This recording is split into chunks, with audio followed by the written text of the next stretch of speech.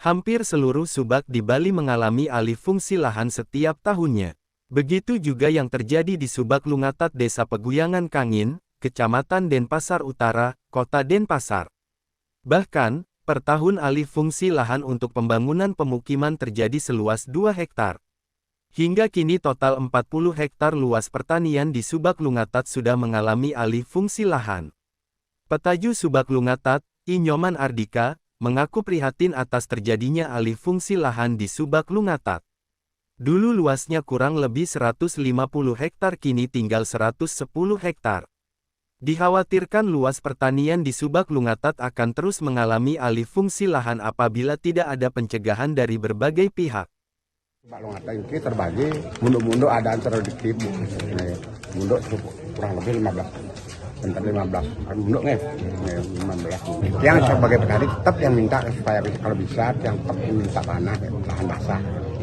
Tantangannya itu, ampun umpamanya yang asli petani soalnya itu, kalau diganggu dengan perumahan itu jelas pun yang agak keberatan gitu. Kalau bisa yang minta sama adik-adik pengunuhan itu, tolong bantu petaninya supaya dipertahankan.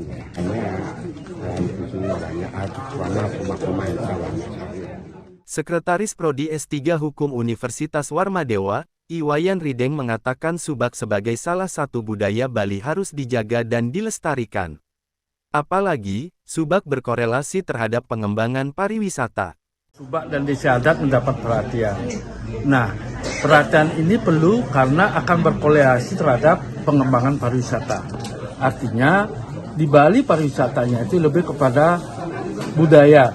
Budaya itu di dalamnya ada desa adat dan salah satunya adalah subak.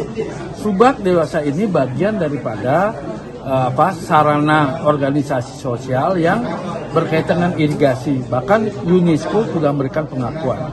Nah, Prodi S3 menganggap pengabdian masyarakat ini sebagai sebuah atensi kekhawatiran kita itu lahan-lahan subak ya, nanti beralih fungsi lahan menjadi perumahan ataupun misalnya kawasan-kawasan industri.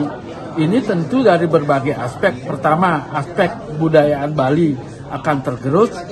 Dua, berkaitan aspek ketekanan pangan di Bali, jangan sampai orang Bali tidak bisa makan beras oleh karena wilayahnya ada namanya lembaga subak tetapi tidak ada lahannya. Nah, ini yang perlu dikaji dari perspektif misalnya pengaturan, apakah perda tentang subak kemudian awik-awik ini tidak konsisten dilakukan pelaksananya. Persoalannya yang sering terjadi penegakan hukumnya, law enforcement-nya itu lemah. Sudah ada jalur hijau, kepentingan tertentu bergeser menjadi untuk perumahan. Nah, kalau ini dibiarkan, saya khawatir nanti Bali akan seperti Hong Kong, Singapura.